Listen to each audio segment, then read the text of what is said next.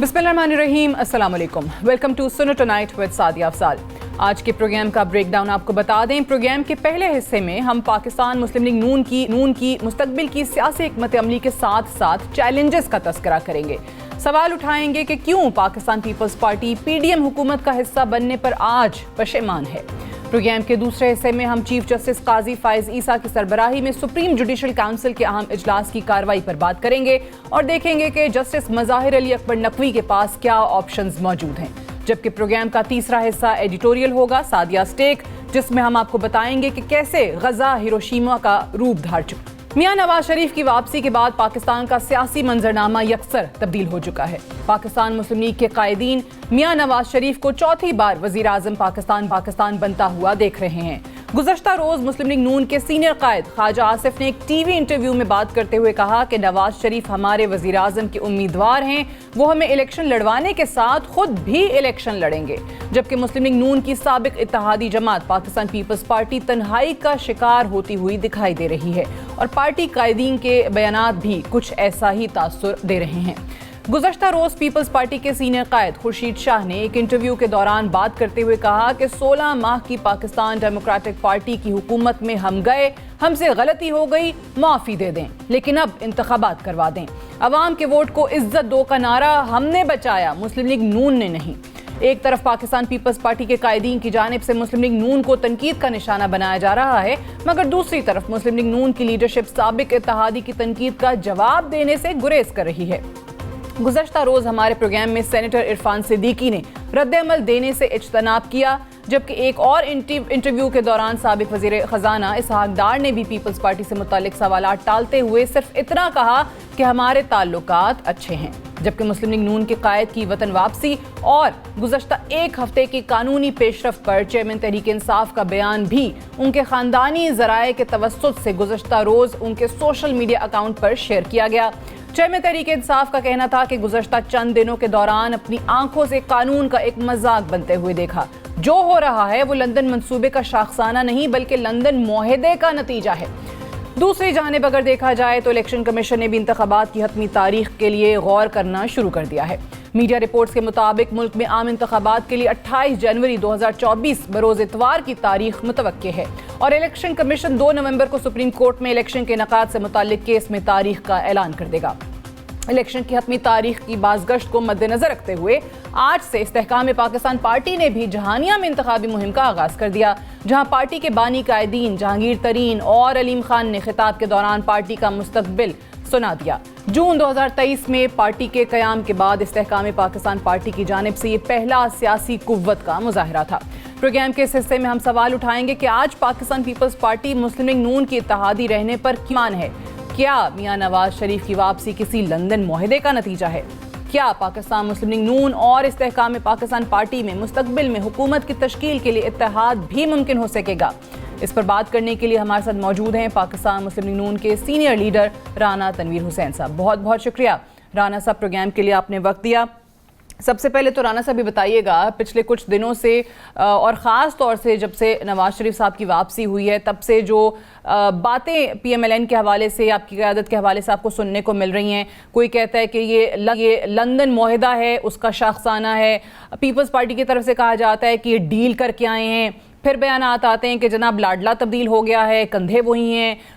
कल तो इस हद तक चली गई पीपल्स पार्टी कि उनके खुर्शीद शाह साहब को हाथ जोड़ के माफ़ी मांगनी पड़ी कि वो 16 महीने आपकी हुकूमत का हिस्सा बने। तो ये सबकी वजह क्या है? सादिया, मैं उसी जो आपने बात की है उस डिटेल में तो नहीं मैं जानना चाहता कि पीपल्स पार्टी को क्या इस वक्त इश्यूज़ हैं, लेकिन एक मैं बात ज़रूर करूँगा कि पीपल्स पार्टी मौजूदा जो इस वक्त पॉलिटिकल सीन है उस पर मार्जिनलाइज हो रही है और वो अपना फ्यूचर नहीं देख रहे। जब उस वक्त जब हवा पे घोड़े पे सवार थे तो ये कहते बिलावल को हमने बनाना है प्राइम मिनिस्टर, तो हम उस वक्त पे कहते थे कि देखें जिसको भी अवाम इलेक्ट करेंगे वो प्राइम मिनिस्टर बन जाएगा। तो अब मियां नवाज शरीफ साहब के वापस आने पे जो सारी की सारी जो इस वक्त माहौल है वो PMLN के हक में है। देखिए 4 साल वो जलावतन रहे हैं, उससे पहले वो जेल में रहे हैं, और मैं समझता हूँ कि उसके बाद ये बातें करना मुनासिब नहीं है। अच्छा, आप ये नहीं, आप ये जो कह रहे हैं कि जब ये हवा के घोड़े पर सवार थे तो कहते थे कि बिलावल को हमने वज़ीर आज़म बनाना है, ये during 16 months of PDM government भी ये बातें होती रही हैं उनको। आप ये कह रहे हैं कि ये लगता था कि नवाज शरीफ साहब शायद वापस नहीं आएंगे?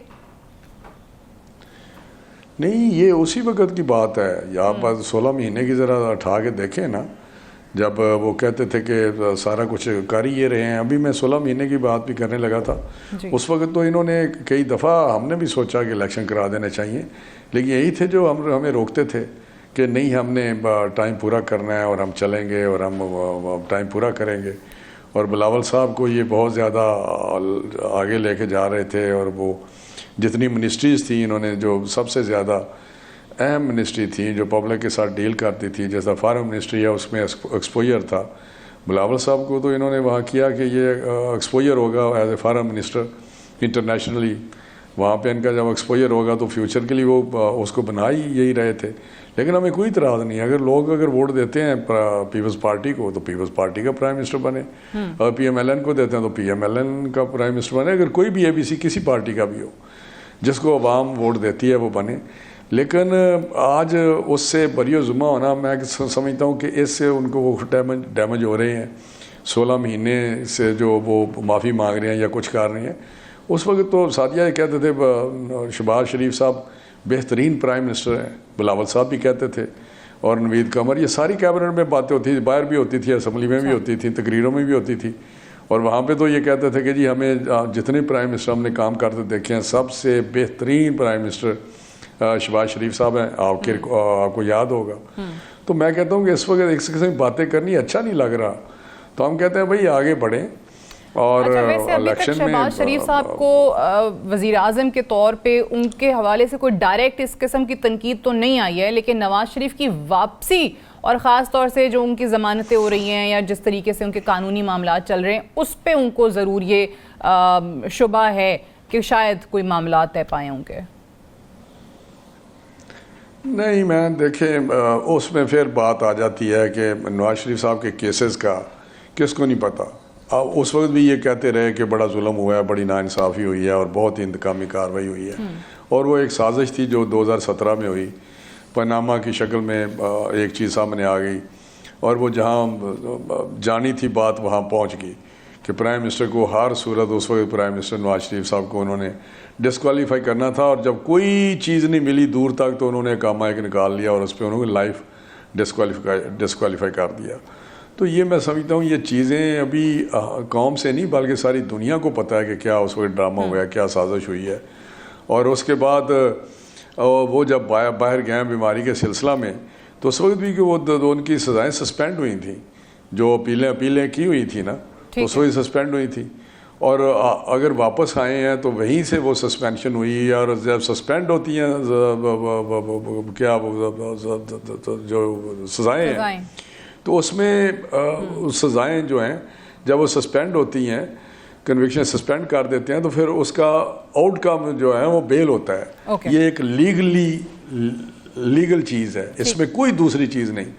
अब मुझे नहीं समझ आ रही कि वो क्या चाहते हैं कि प्राइम मिनिस्टर को एक्स्ट्रा ऑर्डिनरी कोई रिलीफ मिल गया है नवाज शरीफ साहब को। ठीक है, चले आप कह रहे हैं कि अभी शायद वो पीपल्स पार्टी की स्पेस उस तरीके से उन्हें नजर नहीं आ रही है, इसलिए वो कर रहे हैं। लेकिन अगेन इलेक्शन होंगे तो पता चल जाएगा। लेकिन उनका जो सबसे बड़ा मुतालबा इस वक्त है कि इलेक्शन कमीशन तारीख का ऐलान करे, शेड्यूल दे। अभी तक आप देख रहे हैं कि उन्होंने अपनी कोई इंतखाबी मुहिम भी नहीं शुरू की है। वो कहते हैं क्योंकि हमें अभी तक यकीन ही नहीं है, जब तक शेड्यूल का ऐलान नहीं होता हम कुछ नहीं कर सकते हैं। सो आप भी इस हक में हैं कि अब इलेक्शन कमीशन को फाइनल कर देनी चाहिए डेट? मैं सादिया, मैं आपको बताऊं, पॉलिटिकल पार्टीज हमेशा स्पेशली जब असम्बलियाँ डिज़ोल्व हो चुकी हैं और इलेक्शन होने हैं, आज कल परसों इलेक्शन होने ही होने हैं ना, ये तो आप मानती हैं ना कि इलेक्शन हर सूरत होंगे। तो जब पॉलिटिकल पार्टीज़, तो उनका तो काम ही है पॉलिटिकल एक्टिविटी, वो घर तो नहीं बैठ जाते कि जी इलेक्शन अनाउंस होंगे। मैं तो घर नहीं बैठा हुआ कि जब इलेक्शन होंगे तो मैं अपने हल्के में जाऊंगा, या हमारी PMLN तो नहीं बैठी हुई हमने तो बेशुमार कन्वेंशन किए हैं, वर्कर्स कन्वेंशन किए हैं, हमने तो बेशुमार मोबिलाइजेशन किया है अपने अपने लेवल पे। मरियम बीबी ने बहुत सारे किए हैं, हमजा साहब ने किए हैं, शहबाज साहब लगे रहे हैं। तो ये मुझे नहीं समझ आ रही कि जी वो जब अनाउंस हो गया हम करेंगे। तो मैं देख रहा हूँ कि इलेक्शन कमीशन ने कभी भी ये नहीं कहा कि इलेक्शन जो हैं वो कोई डेट नहीं होगी। वो कहते हैं कि जी उन्होंने एक प्रोग्राम दिया कि सेंसस नोटिफाई हो गए हैं और उसके बाद ये हमारा प्रोग्राम है। 30 नवंबर जो इनके कहने पे वो 15 दिन पहले 15 दिसंबर था कि फाइनल डिलिमिटेशन जो है वो नोटिफाई कर दें। 15 दिसंबर और फरवरी में इलेक्शन होंगे, ये आपको पता होगा। इन्हीं के कहने पे वो 30 नवंबर को ले आए, 15 दिन और कम कर दिए, जो कि अब उसके बाद जो मैंडेटरी टाइम है वो बनता है लास्ट वीक ऑफ जनवरी। इसको तो एक दिन का फिक्स होना है। वो भी मेरा जो आपने कह रही थी कि जो वो सुप्रीम कोर्ट ने टेकअप किया हुआ है, वो 2 तारीख को वहाँ बता देंगे कि हमारा ये प्रोग्राम है और डेट भी मोस्ट प्रोबेबली वो डेट भी बता देंगे कि इस डेट को हम करने। अच्छा, मुझे ये बताइए, ये राना साहब के अभी जिस तरीके से पीपल्स पार्टी का एक और मुतालबा भी है, वो कहते हैं जो 9 मई में मुलव्विस हैं, ठीक है, उनके खिलाफ आप कार्रवाई करें, लेकिन अदर देन दैट PTI को भी उसी तरीके से इजाज़त होनी चाहिए, उसी तरीके से खुल के कैंपेन वो कर सकें, इंतखाबात में हिस्सा ले सकें जैसे बाकी जमातों के लिए। उनको तो अभी ये भी लगता है कि लेवल प्लेइंग फील्ड नहीं मिल रही है। साथ ही साथ PTI के चेयरमैन ने कहा है कि उनको यकीन है कि इलेक्शन से पहले उनको जेल से बाहर नहीं आने दिया जाएगा और वो अपनी पार्टी को कहते हैं कि जी भरपूर अंदाज में इलेक्शन की तैयारी करें।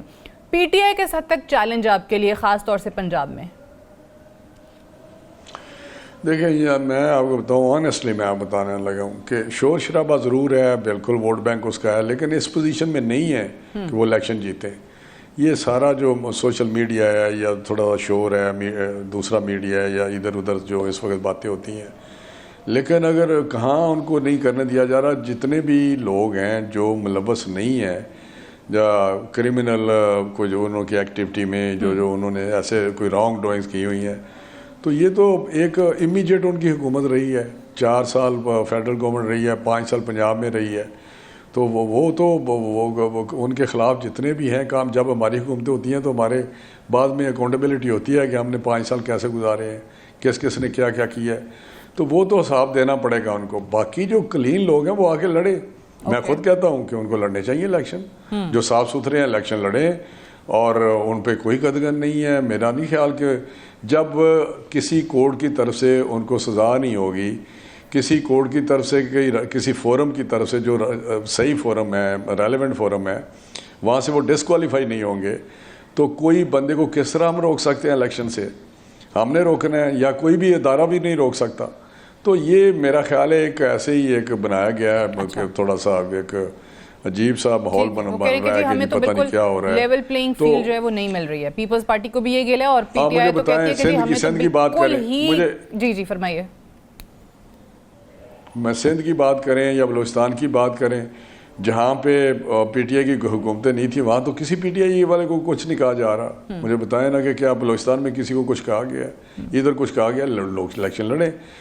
KPK में, पंजाब में उनकी गवर्नमेंट, KPK में तो 10 साल रही है गवर्नमेंट उनकी, इधर 5 साल रही है पंजाब में। तो उधर आपको पता है जहाँ गवर्नमेंट होगी वहाँ तो चीज़ें तो सामने आती रही हैं, आई हैं और हैं भी। ठीक है, लेकिन राना साहब ये तमाम इंडिकेशन किस चीज़ की तरफ है कि अगर PTI ये कहती है कि पीपल्स पार्टी की तरफ से कहा गया कि -PTI इलेक्शन किसी को काबिल कबूल होगा ही नहीं, आपको लगता है कि कहीं ऐसी कोई इंतखाबी इत्तेहाद की इनकी सूरत बन सकती है पीपल्स पार्टी की और PTI की?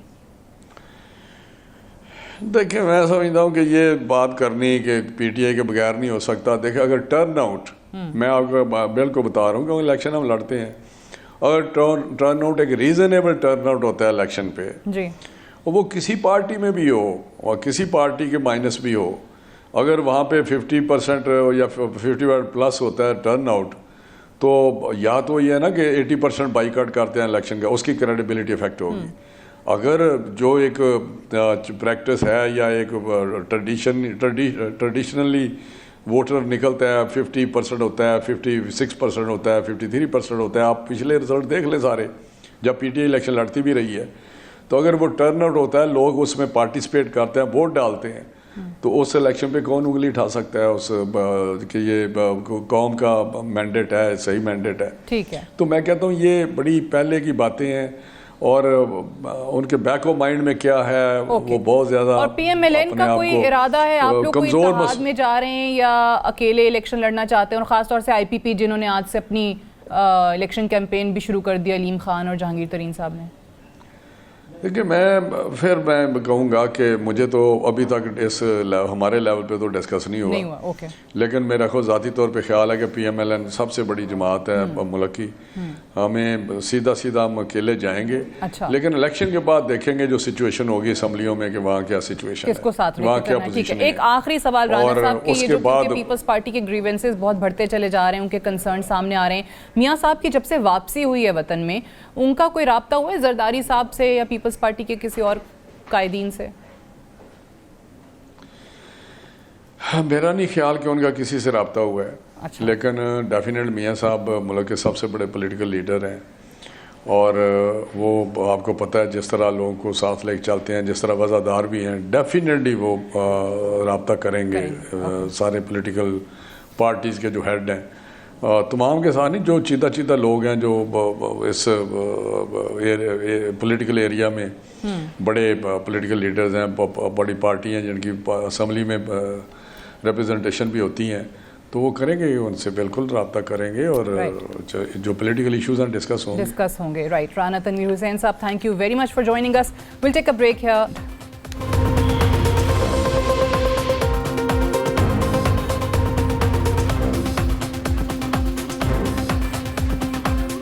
Welcome back. Justice Mazahir Ali Akbar Naqvi एक बार फिर खबरों की जीनत बन चुके हैं। गुज़श्ता रोज चीफ जस्टिस काजी फ़ाइज़ ईसा की सरबराही में सुप्रीम जुडिशल काउंसिल का अहम इजलास हुआ, जिसके बाद सुप्रीम जुडिशल काउंसिल ने जस्टिस मज़ाहिर अली अकबर नकवी को शो कॉज नोटिस जारी करते हुए 10 नवंबर तक जवाब तलब कर लिया है। जस्टिस मज़ाहिर नकवी अगर केस का दिफा करने में कामयाब ना हुए तो सुप्रीम जुडिशल काउंसिल उनको ओहदे से हटाने का इख्तियार भी रखती है। जस्टिस मज़ाहिर नकवी की कुछ माह कबल पाकिस्तान तहरीक इंसाफ के साबिक वज़ीर आला पंजाब चौधरी परवेज़ इलाही के साथ मुबैना ऑडियो लीक सामने आई थी। एलामिये के मुताबिक सुप्रीम जुडिशल काउंसिल का आखिरी इजलास 12 जुलाई 2021 को हुआ था, जब जस्टिस गुलजार अहमद चीफ जस्टिस पाकिस्तान थे।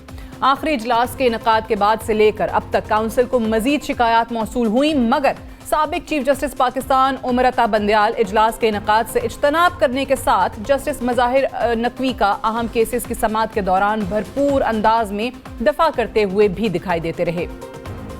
गुज़श्ता रोज काउंसिल ने कुल 29 शिकायत का जायजा लिया, जिनमें से 19 को मुस्तरद किया। जस्टिस मज़ाहिर नकवी को काउंसिल ने अक्सरियत की बुनियाद पर नोटिस जारी किया। काउंसिल के 3 के मुकाबले में 2 अरकान ने जस्टिस मज़ाहिर को शो कॉज नोटिस की मुखालफत करते हुए मजीद वक्त का तकाजा किया। सुप्रीम जुडिशल काउंसिल के मेंबरान में चीफ जस्टिस पाकिस्तान काजी फ़ाइज़ ईसा और सुप्रीम कोर्ट के 2 सीनियर तरीन जजेस जिनमें सरदार तारिक मसूद और जस्टिस एजाजुल एहसन शामिल हैं।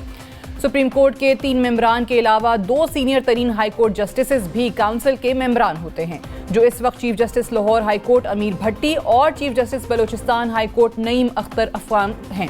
जस्टिस एजाजुल एहसन के खिलाफ एक दरखास्त पर भी गौर किया गया, जिसके लिए बेंच दोबारा तश्कील देते हुए सीनियर तरीन जज मंसूर अली शाह काउंसिल के मेंबर के तौर पर शामिल हुए, जिसके बाद जस्टिस एजाजुल एहसन के खिलाफ दरखास्त को मुस्तरद कर दिया गया। जस्टिस तारिक मसूद के खिलाफ दरखास्त पर काउंसिल की दोबारा तश्कील की गई और जस्टिस मंसूर अली शाह को काउंसिल में शामिल किया गया। काउंसिल ने दरखास्त को मुस्तरद करते हुए दरखास्त कुरंदा आमना मलिक को अगले इजलास में तलब कर लिया है। जस्टिस मज़ाहिर नकवी के खिलाफ मुबैना ऑडियो लीक के अलावा अगर दीगर शिकायत का तज़किरा किया जाए तो इनमें आमदन से ज़ायद असासों के इल्ज़ाम के साथ अथॉरिटी के मिसयूज़ की शिकायत भी काउंसिल को मौसूल हुई थी। इससे कबल पब्लिक अकाउंट्स कमेटी भी उनसे असासाजात की तफसीलात तलब कर चुकी है। प्रोग्राम के इस हिस्से में हम देखेंगे कि क्या वजूहात हैं गुज़श्ता कुछ अदवार में शिकायत मौसूल होने के बाद सुप्रीम जुडिशल काउंसिल का इजलास क्यों तलब न किया जा सका। जस्टिस मज़ाहिर नकवी अपने खिलाफ केसेस का दिफा करेंगे या उनके पास दीगर ऑप्शंस भी मुयस्सर हैं। इस हिस्से में हमारे साथ इसी टॉपिक पर बात करने के लिए शामिल हैं माहिर कानून मियाँ दाऊद साहब और सीनियर सहाफ़ी हसनात मलिक साहब। बहुत शुक्रिया आप दोनों का। मियाँ दाऊद साहब, आपसे अगर मैं आगाज़ करूँ तो पहले तो ये बताइए कि 12 जुलाई 2021 को आखिरी हेयरिंग होती है सुप्रीम जुडिशल काउंसिल की, और उसके बाद हम देखते हैं कि साबिक चीफ जस्टिस जो हैं उमर अता बंदयाल, वो भी कोई इसका हवाले से कॉल नहीं करते हैं कोई इजलास। क्या वजह है, इतनी ताख़ीर क्यों गई? इतने अहम केसेस में इतना मामले को लटकाया क्यों जाता है?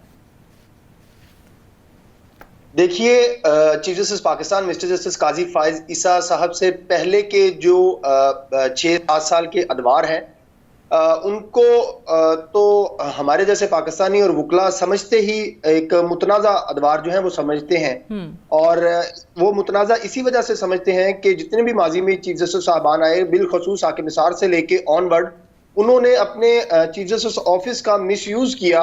जो जज साहबान के खिलाफ शिकायत आती थी, चाहे वो सच पर मबनी थी, हकायक पर मबनी थी, या वो बेबुनियाद होती थी, तो वो उनके ऊपर फौरी फैसला नहीं करते थे, जिसकी वजह से मुआशरे के अंदर एक कंफ्यूजन जो है वो पैदा होती थी और मिस इन्फॉर्मेशन जो है वो क्रिएट होती थी। और फिर आगे चल के साबित होता था कि जिन जज साहबान के खिलाफ ठोस शिकायत भी मौसूल हुई थी, तो सुप्रीम जुडिशल काउंसिल ने उसको दबा कर रखा और फिर वो जज साहबान जो है वो रिटायर हो गए। जो पाकिस्तान की सबसे बड़ी बदकिस्मती है कि एक जज, कोई भी जज हो, उसके खिलाफ अगर कोई शिकायत आए और वो ठोस मवाद के ऊपर मबनी हो, लेकिन उसको फिर महफूज रास्ता दे दिया जाए, या तो उसका इस्तीफा ले लिया जाए या उसको रिटायर होना दिया जाए, और फिर उसके बाद उसकी शिकायत जो है वो दबा दी जाए, लेकिन वो सरकार के पैसे से पेंशन और दीगर मराज जो है वो लेता रहे।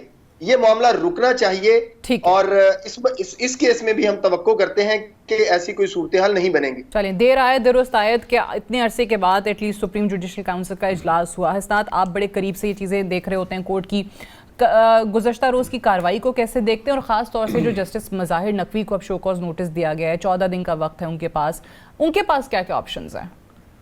देखिए, कल का जो इजलास था वो अनप्रेसिडेंटेड था। एक तो ये कि पहली दफ़ा सुप्रीम जुडिशल काउंसिल की तारीख में एक एलामिया जारी हुआ और कार्रवाई किया, बाकायदा बताया गया कि ये दरख्वास्तें थी, इनमें ये फैसले आए, और बाकायदा तस्वीर पहली दफ़ा सुप्रीम जुडिशल काउंसिल कैसे बैठती है, किस तरह वहाँ अटॉर्नी जनरल असिस्ट करते हैं, वो भी जारी की गई। तो इस हवाले से तो बड़ा अहम और सेल्फ अकाउंटेबिलिटी की तरफ अहम कदम, जहाँ तक जस्टिस बंदयाल ने अपने दौर में ये चीज़ें नहीं उठाई, उसकी मेन वजह वहाँ उनके दौर में बहुत ज़्यादा जुडिशल पॉलिटिक्स थी। उनका जो सीनियर पुनी जज, जो मौजूदा चीफ जस्टिस हैं, उनके तल्लुकात ठीक नहीं थे, और उनको अंदाज़ा था कि जो है वो कोई चीज़ उस तरह उनके हिसाब से नहीं हो पाएगी। तो बड़ा मसला उनके लिए रहा, क्योंकि वो सुप्रीम जुडिशल काउंसिल में मेजॉरिटी में नहीं थे। ये भी एक मसला उनके लिए रहा। और फिर उनका ज़्यादा फोकस सिर्फ चीफ जस्टिस काजी फाइसा के केस तक रहा है, और सिर्फ जो इंटरनल क्लैश है उसकी वजह से मसाइल बने। अब जो ये मामला आप जस्टिस मज़ाहिर का कह रही हैं, ये मामला जो है वो बड़ा अहम है, क्योंकि सुप्रीम कोर्ट की अगर रिसेंट पास की तारीख देखें तो दूसरे ये जज हैं जिनको शोकाज जारी हुआ है। इफ्तिखार मोहम्मद चौधरी के खिलाफ अभी सुप्रीम जुडिशल काउंसिल ने उनको तलब किया था, तो उन्होंने कॉन्स्टिट्यूशन पिटीशन सुप्रीम कोर्ट में फाइल कर दी थी। जस्टिस काजी फाइसा को जब शोकाज जारी हुआ तो उन्होंने सुप्रीम कोर्ट में रजू किया, चैलेंज किया है शोकाज नोटिस को। अब जस्टिस मज़ाहिर को डायरेक्टली शोकाज जारी हो गया और उनके पास 14 दिन है। अब देखना है कि वो क्या स्ट्रेटजी बनाते हैं, क्या वो मैं जानना चाह रही हूँ क्या ऑप्शन है, चैलेंज कर सकते हैं या कोई और ऑप्शन है, या मुस्ताफी होने का ऑप्शन भी होता है? वैसे देखिए, वो अभी तक तो जो उनके करीबी लोग हैं, जो वकला हैं, वो तो कह रहे हैं कि वो रिज़ाइन नहीं करेंगे। और ये है कि रिज़ाइन में ये ऑप्शन होता है कि जी आपको पेंशन मिल जाती है। अच्छा। आपको जो एक महीने की 10 लाख की पेंशन है वो जज की वो मिलती रहेगी, इशू नहीं रहेगा। ये जो है, ये सुप्रीम कोर्ट की तारीख में कोई अभी तक जज सुप्रीम कोर्ट का फारिग नहीं हुआ। ठीक।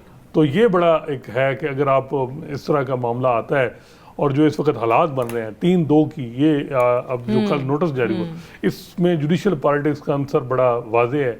बार पॉलिटिक्स भी इस मामले में है और नेशनल पॉलिटिक्स का भी रोल है इसमें। बार पॉलिटिक्स इस तरह है कि जो इंडिपेंडेंट ग्रुप है वो उनके खिलाफ कंप्लेनेंट है सारा, वो उनको बट कहीं ना कहीं यानी ये एलिमेंट भी होता है कि जिस तरह आपने खुद ही कहा कि हो नहीं सकी कोई कार्रवाई या फारिग नहीं हो सके, तो फिर उनको भी होता है कि शायद पहले नहीं हुआ, प्रेसिडेंट एक आपके पास बना हुआ है। नहीं, अब इस दफ़ा तो मेरा नहीं ख्याल कि इस तरह की बात होगी। अब जो शोका जारी हो गया तो बड़ा ये एक्सट्रीम स्टेप है। ओके। अब उनके लिए एक तो ये है कि वो इसका जवाब दें और अपने आप को क्लियर करें। दूसरा, उनके कुछ एक खतूत उन्होंने चीफ जस्टिस उमर अता बंदयाल को लिखा था, उस खत में ये था कि उन्होंने मिसट्रस्ट का इजहार किया था जैसे सरदार तारिक पे। तो ये भी है कि वो कहीं सुप्रीम जुडिशल काउंसिल की कंपोजिशन या किसी जज पे कोई ऑब्जेक्शन करें। ठीक है। लेकिन बात यह है कि अगर आप किसी जज को कहेंगे ये बायस है, तो कानून ये है कि वो जज खुद ही डिसाइड करेगा कि मैं बायस हूँ या नहीं। अब सुप्रीम कोर्ट में वो जाते हैं तो किस ग्राउंड के तहत जाते हैं? अब वो अगर ये कहते हैं कि इसके पीछे हुकूमती रोल है, प्रॉक्सीज हैं बाहर, तो वो साबित करनी होगी। जस्टिस काजी फैसा ने जब ये कहा कि फैजाबाद धरने के बाद मेरे खिलाफ रेफरेंस हुकूमत ने जो है वो एक रिएक्शन आया और उस फाइल किया, तो उसमें सुप्रीम कोर्ट ने कहा कि आप उस किस्म के एविडेंस नहीं दे सके जिसमें हम ये कहें कि जी एक मैला फैडी बदनीति की बुनियाद पे जो है वो हुकूमत ने रेफरेंस फाइल किया। तो वो बार भी बड़ा हाई है जिसमें साबित करना है कि जी इनकी मैला फाइड है कि नहीं। ठीक है। अच्छा मियां दाऊद साहब, इसी पे अगर इनके खिलाफ जो केसेस हैं, एक तो ऑब्वियसली वो मुबैना ऑडियो लीक की बात हम कर रहे हैं, फिर आमदन से जायद असासों वाला केस जिसकी तफसीलात इनफैक्ट पब्लिक अकाउंट्स कमेटी ने भी इनसे मांगी थी, फिर मिसयूज ऑफ अथॉरिटी वाला मामला है, ये केसेस कितने स्ट्रॉन्ग हैं इनके अगेंस्ट? केसेस बहुत स्ट्रॉन्ग है। आमदन से जायद असासाजात का केस है, वो तो सबसे ज्यादा मजबूत केस है और मजबूत एलिगेशन है। हमारे रेफरेंस में ये तमाम चीजें जो हैं वो एविडेंस के साथ सुप्रीम जुडिशल काउंसिल को जो है वो भिजवाई गई हैं। मैं आपको इसको सादा जुबान में समझा देता हूं कि मिस्टर जस्टिस का जो मुज़ाहिर अली अकबर नकवी साहब है, उनके ऊपर जो प्राइम एलिगेशन है आमदन से जायद असासाजात का नाजायज प्रॉपर्टीज बनाने का, वो कैसे है? वो ऐसे है कि वो एक प्रॉपर्टी खरीदते हैं जो 100 रुपए की प्रॉपर्टी है, वो 10 रुपए में खरीद लेते हैं और फिर उसको कागजात में 10 रुपए का जाहिर करते हैं, लेकिन जब उसको फरोख्त करते हैं तो वो 1000 रुपए की फरोख्त कर देते हैं। ओके। जिसको उन्होंने पहले 10 रुपए की डिक्लेयर किया होता है कि मैंने खरीदी 10 रुपए की थी, फिर जब उसको बेचते हैं तो वो 1000 रुपए की बेच देते हैं। उस 1000 रुपए में से फिर वो एक प्रॉपर्टी खरीदते हैं जिसकी 1 लाख मालियत है, लेकिन उसको कागजों में 900 रुपए का डिक्लेयर करते हैं। तो हमारा ये एलिगेशन है कि मौजूद जज साहब ने गुज़श्ता 4 बरसों के अंदर जिस तरीके से अपनी आमदन को डिक्लेयर करके और असासे खरीदे हैं, प्रॉपर्टीज खरीदी हैं, वो मशकूक हैं। उनकी तहकीकात होनी चाहिए और उन प्रॉपर्टीज के जो वारसान हैं वो देखा जाना चाहिए कि वो कैसे खरीदी गई हैं, और फिर उन प्रॉपर्टीज की जो खरीदारी है और उन प्रॉपर्टीज की जो लिटिगेशन की तारीखें हैं वो बहुत गैर मामूली हैं। ऐसा नहीं हो सकता कि सादिया अफजाल साहबा जो है वो आज एक घर खरीदे और उस घर के बाबत एक लिटिगेशन चलती रही हो और अगले ही दिन मियां दाऊद जाके जो है उसी प्रॉपर्टी को खरीद ले और मियां दाऊद की नजर उस प्रॉपर्टी के ऊपर साल 2012 से हो। तो ये जो तारीखें हैं ये इस बात की तहकीकात का जो है वो मुतालबा करती है। हमारा केस ये नहीं है कि उन्होंने ये सारी चीजें अपने टैक्स रिकॉर्ड में जाहिर की हुई हैं या नहीं की हुई हैं, ये हमारा केस नहीं है। हमारा केस ये है कि गुज़श्ता 4 बरसों के अंदर जो हमारी निशानदही वाली प्रॉपर्टीज हैं वो उन्होंने मशकूक तरीके से खरीदी हैं। इतने पैसे एक जज साहब के पास आ नहीं सकते, उनकी तनख्वाह इतनी थी नहीं जितनी मालियत की उन्होंने जो जायदादें जो है वो बनाई हैं। बाकी जो एलिगेशंस है ऑडियो टेप्स वाला और तहरीक इंसाफ से यानी वो चीजें भी हैं, लेकिन आप कह रहे हैं आमदन से ज्यादा असासाजात, क्योंकि आप खुद उसमें शिकायत लेके गए हुए हैं, कंप्लेनेंट हैं, तो आप कह रहे हैं कि सबसे ज्यादा मजबूत केस जो है वो ये वाला है। मैं टाइम भी थोड़ा है, मैं चाह रही हूँ कि आज हसनात आपने एक और खबर भी नैब कवानीन पे जो अब फिक्स हो गई 31 अक्टूबर को अपील, और चीफ जस्टिस समेत जो है 5 रुकनी बेंच अब उसकी समाअत भी करेगा। इस पे आप क्या देख रहे हैं? पहले वाला जो 3 रुकनी बेंच वाला फैसला है वो मुतासर होने के चांसेस हैं? देखिए, इसमें अभी जो मिनॉरिटी ओपिनियन है जस्टिस मंसूर अली शाह का वो अभी जारी नहीं हुआ, डिटेल रीजनिंग। गालिब इम्कान ये है कि उन्होंने, क्योंकि इमरान खान की पिटीशन डिसमिस की थी और बज़ाहिर ये लग रहा है ये जो जजेस हैं इनका माइंड सेट, इनके माजी के केसेस फैसले देखें तो ये जजमेंट जो मेजॉरिटी का है जिसमें नैब लॉ में तरामीम जो है मुकदम हुई थी जी, वो फैसला रिवर्स होने के चांसेस हैं। अच्छा। बिल्कुल बिल्कुल, ये जो जजेस हैं इनकी जो सोच माजी में रही है। जस्टिस उमर अता बंदयाल, जस्टिस एजाजुल एहसन और जस्टिस मंसूर अली शाह, ये तीन लोगों का फैसला। इन लोगों का, इनमें मंसूर अली शाह मिनॉरिटी में थे, 2 जजेस ये थे। तो अब देखना है कि इसमें, क्योंकि ये वही 5 जजेस हैं जिन्होंने supreme court practice and future act में ये माना कि पार्लियामेंट के पास कॉम्पिटेंस है, वो कानून बना सकती है, हमें रेगुलेट कर सकती है। तो ये वो जिनको हम प्रमा फिशाई कह सकते हैं कि जो पार्लियामेंट की बालादस्ती पे ज़्यादा यकीन या ज़्यादा मानने वाले हैं। तो उम्मीद यही है कि वो यही कहेंगे कि कानून है पार्लियामेंट का, बताएं कि किस तरह ये हम इसको अनकॉन्स्टिट्यूशनल डिक्लेयर करें।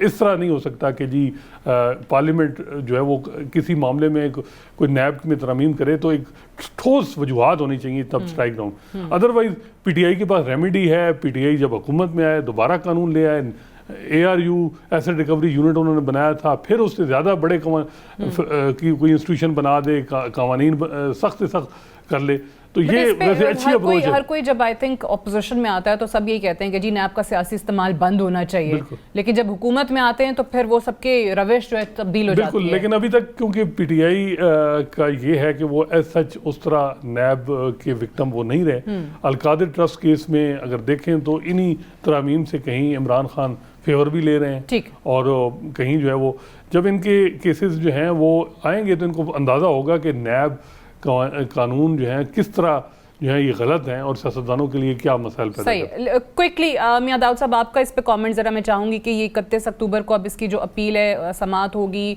5 रुकनी बेंच कर रहा है, आप क्या देख रहे हैं नैब कवानीन के हवाले से, किस किस्म का डिसीजन एक्सपेक्टेड है? मैं हसनात मलिक साहब की व्यू पॉइंट से बिल्कुल एग्री करता हूं। पार्लियामेंट को कानून साजी करने का बिल्कुल इख्तियार है। पार्लियामेंट की कानून साजी को बालादस्त जो है वो तस्लीम किया जाना चाहिए और हम ये तवक्को करते हैं कि जो 31 अक्टूबर का जो बेंच है वो पार्लियामेंट की बालादस्ती को तस्लीम कर लेगा। देखिए, आपको कानून से एतराज हो सकता है, आप उसके ऊपर किसी भी किस्म की ऑब्जेक्शन जो है वो फंडामेंटल राइट्स जो है वो कॉन्स्टिट्यूशन के उसकी बुनियाद के ऊपर बिल्कुल चैलेंज कर सकते हैं, लेकिन ये चैलेंज करने की आड़ में और उसका जायजा लेने की जुडिशियल रिव्यू की आड़ में आप पार्लियामेंट के कानून साजी का हक नहीं छीन सकते। जब ये बात सुप्रीम कोर्ट के अपने फैसलों में तस्लीम शुदा है कि नैब जो है वो पॉलिटिकल इंजीनियरिंग के लिए इस्तेमाल होता रहा है और नैब का जो पुराना कानून था उसमें फेयर ट्रायल के मौके नहीं थे, तो सुप्रीम कोर्ट के फैसलों की रोशनी में होने वाली तरामीम जो पार्लियामेंट ने की है उसको फिर सुप्रीम कोर्ट इस बुनियाद के ऊपर खारिज कर दे कि वो इमरान खान ने चूंकि की है, उसको चैलेंज किया है और उसमें जो नेशनल पॉलिटिक्स की वाबस्तगी है, तो ये एक अफसोसनाक बात है। हम ये समझते हैं कि पार्लियामेंट का कानून साजी का इख्तियार जो है वो हर तस्लीम किया जाना चाहिए। बिल्कुल ठीक। मियां दाऊद साहब, हसनात मलिक साहब, thank you very much for joining me. का ब्रेक है, स्टे ट्यून्ड।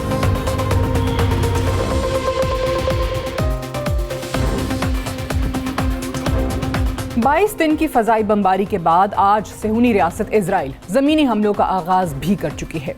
7 अक्टूबर से लेकर अब तक इजरायली अफवाज 14,000 टन से जायद बारूद गजा पर गिरा चुकी है। कोई एटमी धमाका तो नहीं, मगर फिर भी गजा हिरोशिमा का रूप धार चुका है।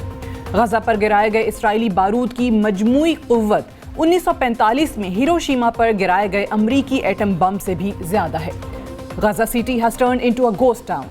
अब तक गजा की सरजमीन पर 33 टन फी मुरब्बा किलोमीटर के हिसाब से बारूद इस्तेमाल हो चुका है। 2.3 मिलियन अफराद 365 मुरब्बा किलोमीटर के छोटे से जमीन के टुकड़े पर रहने पे मजबूर हैं। गजा का कोई भी हिस्सा इजरायली बमबारी से महफूज नहीं। 22 दिन की फजाई बमबारी से अब तक 7,000 से जायद अफराद शहीद हो चुके हैं, जिसमें 3,000 से जायद बच्चे जबकि 2,000 के करीब औरतें भी शामिल हैं। इजराइल शदीद जंगी जराइम का मुर्तकब हो चुका है और मुहज़्ज़िब कहलाने वाली दुनिया गूंगी बहरी हो चुकी है। फलस्तीनी अवाम बेबसी की तस्वीर बने बैठे हैं, जबकि इजरायली अफवाज के हाथों गजा में नस्लकुशी का ना खत्म होने वाला सिलसिला जारी है। 3 रोज कबल अक़वाम मुत्तहिदा के सेक्रेटरी जनरल एंटोनियो गुटेरेस ने सलामती काउंसिल के खुसूसी इजलास से खिताब करते हुए गजा में इजरायली जारहियत पर पहली मरतबा खुलकर अपने तहफ़्फ़ुज़ात का इजहार किया। उनका कहना था कि हमास के हमले किसी वैक्यूम या खला में नहीं हुए, फलस्तीनियों को 56 साल से कब्जे में रखा गया। बैनुल अक़वामी क़वानीन की खिलाफ वर्जियों पर गहरी तशवीश है। हमास हमलों को फलस्तीनियों को इज्तमाई सज़ा देने का जवाज़ नहीं बनाया जा सकता। ताकत के नशे में धुत सेहूनी रियासत को सेक्रेटरी अक़वाम मुत्तहिदा की तनकीद इंतहाई नागवार गुजरी, जिसके बाद उनसे गैर मशरूत मुआफ़ी के साथ मुस्ताफ़ी होने का मुतालबा किया गया। जबकि इजरायली वज़ीर ख़ारजा एली कोहेन ने सेक्रेटरी जनरल अक़वाम मुत्तहिदा के साथ पहले से तयशुदा मीटिंग मुअत्तल करते हुए अक़वाम मुत्तहिदा से ताल्लुक़ रखने वाले ओहदेदारों के वीज़ों पर भी पाबंदी आयद कर दी।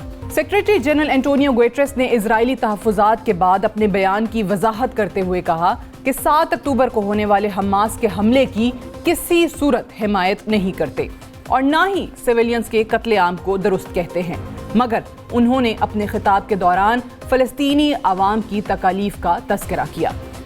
सेक्रेटरी जनरल का बयान उस वक्त सामने आया जब 3 रोज़ कबल 24 घंटों के अंदर इजरायली बमबारी से 183 बच्चों समेत 704 फ़लस्तीनी शहीद हुए। सेक्रेटरी जनरल अक़वाम मुत्तहिदा के बयान के बाद ब्राज़ीलियन सदर लुई इनासियो लूला दा सिल्वा ने ब्राज़ीलियन टीवी पर बात करते हुए कहा कि ये जंग नहीं, ये जेनोसाइड है, जिसमें 2000 से ज़ायद बच्चे शहीद हो चुके हैं, जिनका जंग से कोई लेना देना नहीं था। बच्चे जंग के मुतासरीन हैं।